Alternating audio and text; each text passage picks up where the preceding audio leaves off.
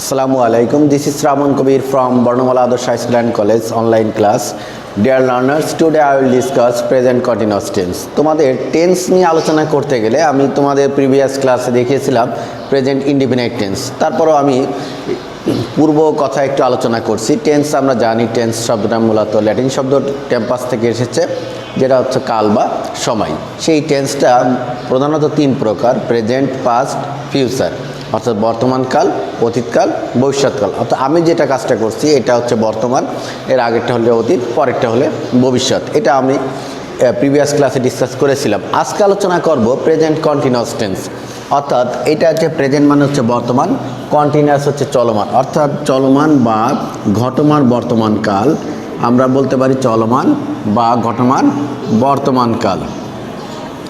এই বর্তমানকালটা আমরা অর্থাৎ যে কাজটা the tense which is continue is called continuous tense. অর্থাৎ যদি চলমান থাকে, কাজটা চলিতেছে এমন বোঝায়, তাহলে হচ্ছে কন্টিনিউয়াস টেন্সটা হয়। সেই কন্টিনিউয়াস টেন্সটা আমরা এক্সাম্পলটা দেখালাম, যেমন আই অ্যাম প্লেয়িং ফুটবল। এখানে আমরা স্ট্রাকচার দেখতে পারি কীভাবে হতে পারে। যেমন প্রথমে হতে পারে সাবজেক্ট। এই সাব মানে হচ্ছে সাবজেক্ট, আমরা অনেক সময় সংক্ষেপে লিখি বা আমরা পুরাটাও লিখতে পারি সাবজেক্ট। এরপর হচ্ছে ভার্ব। এখানে কিন্তু একটা জিনিস জানতে হবে, সেটা হচ্ছে যে বাংলা এবং ইংরেজি কিন্তু একটু পার্থক্য আছে। বাংলা এখানে যেমন কর্মটা কিন্তু কর্তার পরে কর্ম চলে আসছে, কিন্তু যখন আমরা ইংলিশটা লিখব তখন আমাদের জানতে হবে যে অবশ্যই সাবজেক্টের পরে আমাদের ভার্বটা চলে আসবে। তাহলে সাবজেক্ট, ভার্ব। এখন এই ভার্বটা দুই ধরনের হতে পারে, সেই দুই ধরনের কেউ কোন কোন ধরনের সেটা আমাদের একটু দেখার দরকার। এই ভার্বটা আসলে যখন আমরা কন্টিনিউয়াস টেন্সে আসব তখন এই প্রেজেন্ট কন্টিনিউয়াস টেন্সে বি ভার্ব, এইটাকে বলা হয় টু বি ভার্ব। সেই টু বি ভার্ব কোনগুলো? যেমন মেইনলি আসে এম, ইজ, আর। এই এম, ইজ, আর, এরপর হচ্ছে বিয়ন প্লাস আইএনজি প্লাস এক্সটেনশন। প্রিয় শিক্ষার্থী, তোমরা দেখো এখানে যে এম, ইজ, আর, এই এম কোথায় বসে, কোথায় ইজ বসে, কোথায় আর বসে, সংক্ষেপে আমরা কীভাবে মনে রাখতে পারি? সংক্ষেপে মনে রাখবা আই এর সঙ্গে সবসময় এম বসে। এছাড়া সিঙ্গুলার নাম্বার যদি হয়, সিঙ্গুলার নাম্বার, পার্সনটা যদি সিঙ্গুলার নাম্বার হয় তাহলে হচ্ছে ইজ বসবে, আর যদি প্লুরাল নাম্বার হয় তাহলে হচ্ছে আর বসবে। অর্থাৎ এই পার্সনটা আমরা জানি, যদি বলা হয় যে পার্সন কাকে বলে, যে ওয়ার্ড দিয়ে বা যে নাউন প্রোনাউন দিয়ে আমরা নির্দেশ পাই যে কে কাজটা করিতেছে, সাবজেক্ট যে নাউন বা প্রোনাউন দিয়ে ক্রিয়াটা সম্পন্ন হয় তাই মূলত পার্সন। আমরা জানি পার্সন হচ্ছে তিন প্রকার: first person, second person, third person. এই পার্সনটা যদি এক বচন বোঝায় তাহলে হচ্ছে ইজ বসে, বহু বচন হলে আর বসে, আর আয়ের সাথে সবসময় এম বসে। এটা হচ্ছে সংক্ষেপে মনে রাখবা। তাহলে আমরা দেখলাম কি এখানে আই অ্যাম প্লেয়িং ফুটবল, আমি ফুটবল খেলিতেছি। তাহলে এবার আমাদের জানা দরকার যে আসলে টেন্সটা কেন আমরা এত প্র্যাকটিস করি বা টেন্সটা কেন এত কাজে লাগে। এই জন্য কাজে লাগে, এই টেন্সটা তোমরা হচ্ছে প্রাথমিকভাবে যখন নতুনভাবে কোনো কিছু একটা রচনা লিখতে চাও বা কোনো আর্টিকেল লিখতে চাও, তখন যখন আমাদের ট্রান্সলেশন করা প্রয়োজন হয় তখনই তো এই কাজগুলো আমাদের লাগবে। তো সেই সময় আমরা কি করতে পারি, আগে আমাদের দেখতে হবে তাহলে টেন্সটা চেনার উপায়টা কি। আমরা যদি বাংলায় বলি, বাংলা ক্রিয়ার শেষে তেসি, তেসো, তেসেন এই ধরনের থাকবে। যেমন আমি বল খেলিতেছি, সে স্কুলে যাইতেছে, রহিম ঘুমাইতেছে, করিম পড়িতেছে, অর সামথিং লাইক দ্যাট। যে এই ধরনের হলে এটা হচ্ছে কন্টিনিউয়াস টেন্স। এবার আসো ইংলিশে আমাদের কিভাবে কাজে লাগে। ইংলিশে এভাবে হতে পারে, ধরো আমি লিখলাম নাও আই রিড আ বুক। এখন এটা যে ব্র্যাকেট দেওয়া আছে এখানে কি হবে, নাও আছে যেহেতু এখানে হবে am reading.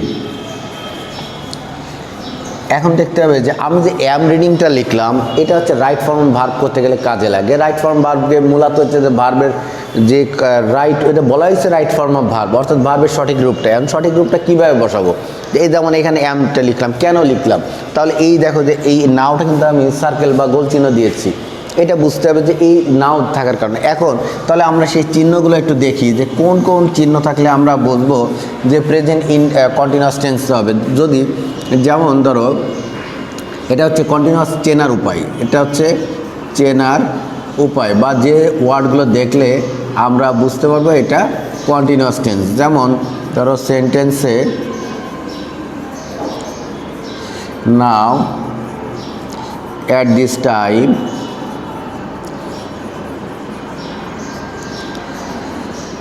at present,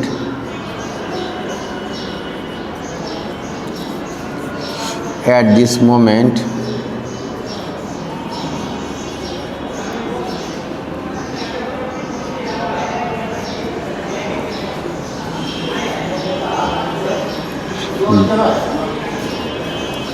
day by day,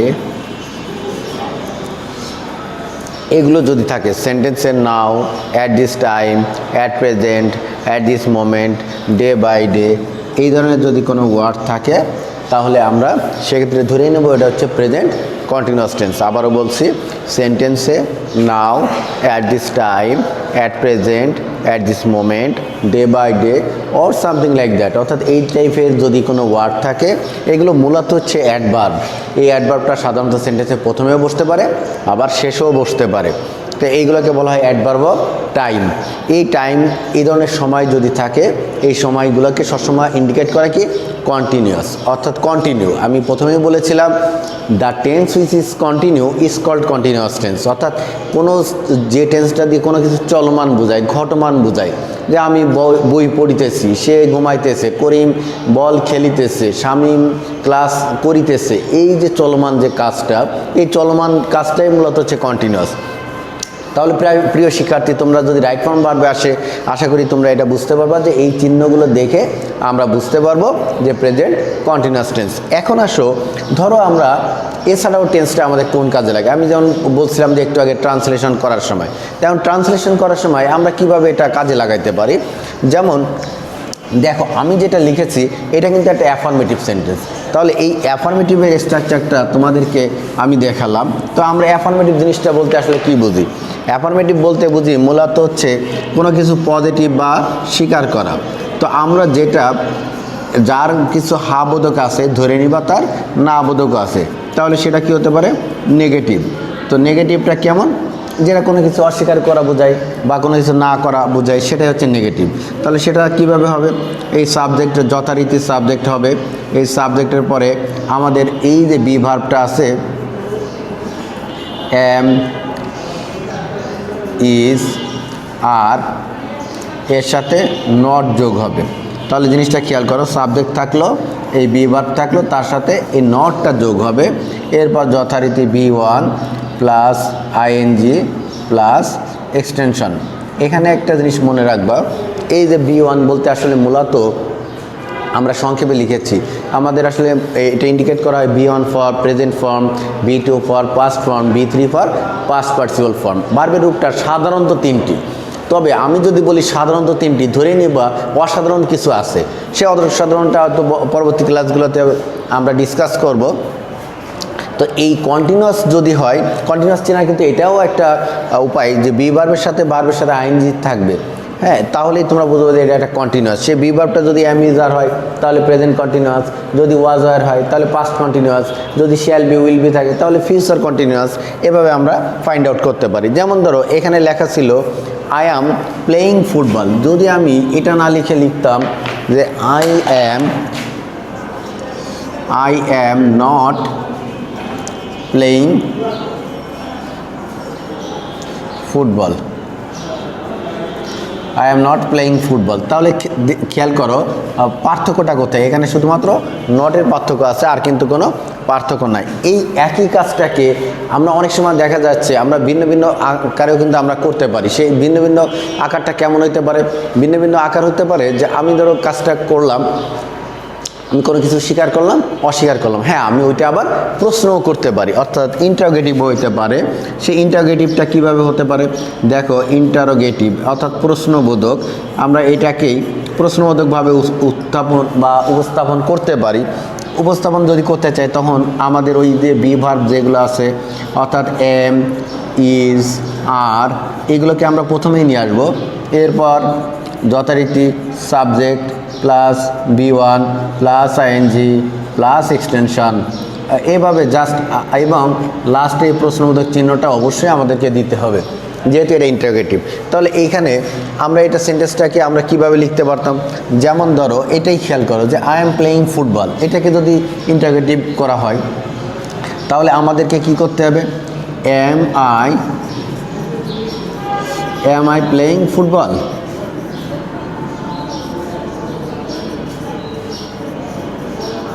লাস্টে অবশ্যই একটা প্রশ্নবোধক চিহ্ন, জাস্ট এই যে বি ভার্বটাকে আমরা সামনে নিয়ে আসছি। এই ইন্টারোগেটিভ আমরা অর্থাৎ এই যে দেখবো যে এক কাজে দুই কাজ, আর দিয়ে দেখবো যে তিন কাজ শেষ, অর্থাৎ আমরা তিনটা ফরম্যাটে শেষ করলাম। আমাদের এখানে কিন্তু এইটা কেন বলছি, যখনই তোমাকে অনেক সময় বলা হবে যে ফ্রি হ্যান্ড রাইটিং আমাদের যখনই কোনো কম্পোজিশন বা প্যারাগ্রাফ লিখতে বলা হয়, আমাদের অনেক শিক্ষার্থী বন্ধুরা ওই লিখতে খুব আনইজি ফিল করে যে আমি লিখতে পারি না। আসলে ভয়কে জয় করতে হবে। সেটা কিভাবে, যেমন দেখো আমরা প্রথমে এই সেন্টেন্সটাকে আমরা পজিটিভ লিখছিলাম, তাকে আমরা নেগেটিভ, ওই একই সেন্টেন্সটাকে আমরা আবার এখন ইন্টারোগেটিভে দেখালাম। সেন্টেন্স কিন্তু একটা, কিন্তু আমাদের দেখো অলরেডি তিনটা ফরম্যাট হয়ে গেল। এইটাকেই যদি তুমি চাও দেখো আবার আমরা কি করতে পারি, এটাকে আবার আমরা লিখলাম নেগেটিভ ইন্টারোগেটিভ। সেটা কেমন, নাবোধক প্রশ্নবোধক। দেখো কিভাবে করলাম সেটা, এই যে এম ইজ আর এর সাথে হচ্ছে আমরা যদি প্রথমে দিই তাহলে নটের সংক্ষিপ্ত রূপটা দিতে হবে। তো এরপর যথারীতি subject plus B1 plus ING plus extension, অর্থাৎ বাদ বাকি অংশ, লাস্টে অবশ্যই প্রশ্নবোধক চিহ্ন, যেহেতু আমাদের নামই ইন্টারোগেটিভ। এখন নাম ইন্টারোগেটিভ, প্রশ্নবোধক চিহ্ন দিলা না, তাহলে কিন্তু ইন্টারোগেটিভ হবে না। তো এই রকমের বিষয়টা আর কি। তাহলে এটা কি হতে পারে, এমেন্ট তা অথবা এম নট যখন হয়, এটা তোমাদের জানতে হবে, একটা মাত্র চেঞ্জ হয় যে এম নটটা কিন্তু এইন্ট হয় অথবা আরেন্ট হয়, তখন কিন্তু আবার এম নট এমনটা হওয়ার কথা না। তাহলে এটা হবে আরেন্ট আই প্লেইং ফুটবল। এখন এই আরেন্ট শব্দটাকে যদি তোমরা চেঞ্জ করে লেখো এইন্ট, এটাও কিন্তু কারেক্ট। আরেন্টের জায়গায় যদি এন্ট লেখো তাও কারেক্ট। আর অনেক সময় দেখবা যে প্রেজেন্ট কন্টিনিউয়াস টেন্স সাহায্যকারী ভার্ব নেয় না, এটা হলে কিন্তু প্রেজেন্ট কন্টিনিউয়াস টেন্সটা হবে না। অবশ্যই মনে রাখবা যে অনেক সময় বলে যে এমটা কি প্রেজেন্ট টেন্স হয় না, হ্যাঁ এমটা প্রেজেন্ট টেন্স, সেটা হচ্ছে শুধুমাত্র এম দুই থাকে। যেমন ধরো বললাম যে I M a student, I M A learner, হ্যাঁ আই এম এ ক্যামেরাম্যান। তো ওই যে ক্যামেরাম্যানেরটা বললাম তখন ওইটা কি হবে, ওটা শুধুমাত্র প্রেজেন্ট টেন্সটাই হয়। ওটা হচ্ছে মূলত এই সাহায্যকারী ভার্বটাকে আবার দুইভাবে দেখানো যায়, একটা হচ্ছে প্রাইমারি অক্সিলারি আর একটা হচ্ছে মোডাল অক্সিলারি। প্রাইমারি অক্সিলারি আর মোডাল অক্সিলারির মধ্যে মেইন পার্থক্য কিন্তু হচ্ছে যে প্রাইমারি অক্সিলারিটা মেইন ভার্ব হিসেবেও ব্যবহার করা যায়, মোডাল অক্সিলারিটা মেইন ভার্ব হিসেবে ব্যবহার করা যায় না। এটা এই জন্য বললাম, এই যে টু বি ভার্ব এগুলো দেখবো যে কন্টিনিউয়াস টেন্সে ব্যবহার করতে গেলে এটা তোমাকে প্রথমেই জানতে হবে যে টু বি ভার্ব কোনগুলা। এম ইজ আর মূলত হচ্ছে এম ইজ আর ওয়াজ আর, এটা আমরা বুঝি। তবে প্রেজেন্ট কন্টিনিউয়াস মানেই হচ্ছে এম ইজ আর, সহজে মনে রাখবা। তাহলে চেনার কয়েকটা উপায় বললাম, একটা হচ্ছে যে এই চিহ্নগুলো যদি থাকে এটাও চিনতে পারবা। আবার দুই সেন্টেন্স দেখো যে কোনো টু বি ভার্ব মানেই হচ্ছে এম ইজ আর আছে, সাথে ভার্বের সাথে আইএনজি আছে, তখনও কিন্তু কন্টিনিউয়াস টেন্স হবে। আর এই যে বললাম ভার্বের সাথে আইএনজি, দেখবা এই যে এটা যখনই তুমি চেঞ্জ করতে যাবা তখনই তার বেস ফর্মে চলে আসতে হবে। বেস ফর্ম আর প্রেজেন্ট ফর্ম এটা নিয়ে কিন্তু অনেক সময় শিক্ষার্থীরা কনফিউশনে পড়ে যাও। যেমন ধরো আমি লিখলাম ডু আর ডাস, তাহলে কোনটা প্রেজেন্ট ফর্ম কোনটা বেস ফর্ম? ডুটা হচ্ছে বেস ফর্ম, ডাসটা হচ্ছে প্রেজেন্ট ফর্ম, এটা মনে রাখবা। তো যখনই তোমার কোনো চেঞ্জ দরকার হবে অবশ্যই আমাদের বেস ফর্মে চলে আসতে হবে, এটা মাথায় রাখবা। তো আজকে তোমাদেরকে প্রেজেন্ট কন্টিনিউয়াস টেন্সটা অনেক সংক্ষেপেই সুন্দরভাবে বোঝানোর চেষ্টা করেছিলাম।